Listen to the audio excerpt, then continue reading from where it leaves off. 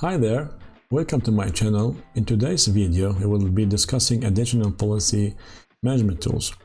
So in the security policies view here we can see this part here, the access tools and access control and threat tools. So here if we click here we can see also custom policy tools. So let's start discussing here. So these tools are essential management and data collection functionalities. So the access tools include the VPN communities. The VPN communities enables administrators to create, modify or delete VPNs. So if we click here, we can see that we have the a meshed topology, a remote access. Here we can create a communities for creating a VPN connections. So the second, at client certificates.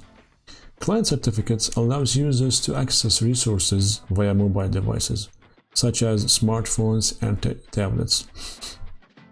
By creating and distributing client certificates for secure gateway authentication. So here if we can look at client certificates, it will open a new window here. Here we can click on new. Here we can create a certificate and distribute it to our devices. So next, the Application Wiki is links to the Check Point App Wiki, where administrators can search and filter the web to applications database using Check Point's security research to shape application and widget rules. So here, if we click here, it will open a browser and take us to the Check Point own wiki app. So here we can see that there is a library of all threats. So next we can take a look at the installation history. So the installation history provides a history of policy installations for each gateway, including details on the administrators who made specific changes. Administrators can view revisions in read-only mode and revert to a previous policy version for quick recovery while retaining recent database updates. So if we click here, so we can see all the installation processes that I did here. So we can see all installation processes are saved and can get back to. So next we can look at updates. So the update tool is essential for both access control and threat prevention policies within the access control policy. It allows administrators to configure updates to the application control and URL filtering databases. In the threat prevention policy, it manages updates to the malware database, threat emulation engine and images, and the IPS database. And it also allows a rollback to a previous IPS package version if needed. So if we click on updates here, we can see that the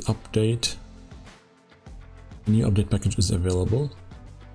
So we can install it, or we can configure here to schedule an update. So maybe twice a day, every 2 hours as like here. So now a note here, updates require internet access. So you need internet access here.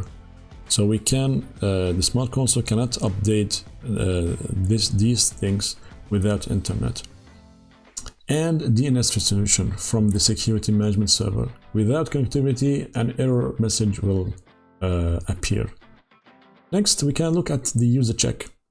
When the user check feature is enabled, the security gateway sends notifications to users about potentially non-compliant actions or risky browsing activities based on rules set by the administrator in the security policy.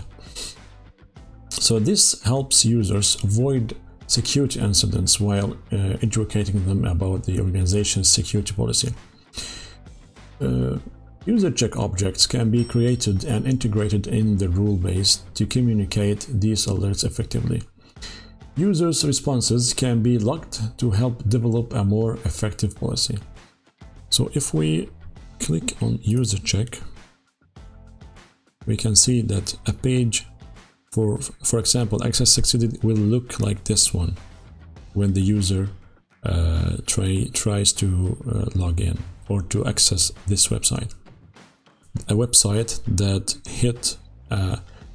hit a rule with user check will see this web page. So user check is supported by many blades. For example, data loss prevention. On the access control side, it's supported on application control, URL filtering, content awareness, and in threat prevention, it is allowed on anti-bot, antivirus, threat emulation, threat extraction, and zero phishing. So user check offers 3 types of messages. So if we click here to create a new message, so we can see that we have 3 different options: ask, block, or inform message. So the inform notifies the user about a potential policy violation or a policy update, allowing them to choose whether to continue or cancel. The ask prompts the user to decide whether to proceed with or cancel the request. And lastly, block denies access to the application or site if user check is enabled. So messages will display in a new browser window. When installed on endpoint computers, messages appear directly on the device. So now let's take a look at the threat prevention tools. So first we can see profiles. So profiles allows administrators to create, edit, or delete profiles for each gateway and assign them to one or more rules. Profiles can combine protections for IPS, anti-bot, antivirus, and threat emulation. Predefined profiles are enabled by default after upgrades, and any edits to these profiles must be saved under a new name to retain the original settings. So when we click here on profiles, we can see that we have 3 default profiles: basic, optimized, and strict. And the difference between these is the confidence level. So we can see the basic confidence level is inactive, prevent. So only high level is prevent, so drop. The optimized is detect, but the medium is prevent, high is prevent. The strict is detect, prevent. And the difference between optimized and strict is here: medium or lower, higher or lower. So this will make the CPU run as crazy. So be careful when using this option here. So now let's look at IPS protections. So IPS protections enables administrators to edit IPS protections and configure exceptions. Protections can be activated or deactivated based on tags like vendor or protocol tags, like protections tagged with Microsoft, protection tagged with Cisco are automatically tagged, for example. So IPS updates, and only the IPS update process can modify these tags. So here we can see, if we scroll to the right here, we can see which one is prevent and which ones are inactive. So if you scroll near, scroll down there, we can see that the most of them are not activated. But in production, you will see many of these are active and prevent. So prevent. And here you can see the severity. This is critical, this is high, and we can see medium and low. Protections now. Protections display statistics on detected threats. offering engine-level granularity with specific protections against malicious and unusual activities. Protections can be overridden per profile. Connectivity to the management server is required for real-time protection. Without it, an error message appears. So next is the allow list here. The allow list files configures a whitelist files list.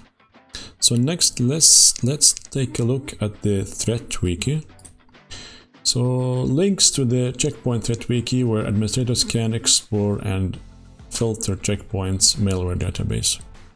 So this is the same as on the access control. So let's wait until this page is loaded. So this video is done here. So thank you for watching and see you in the next video.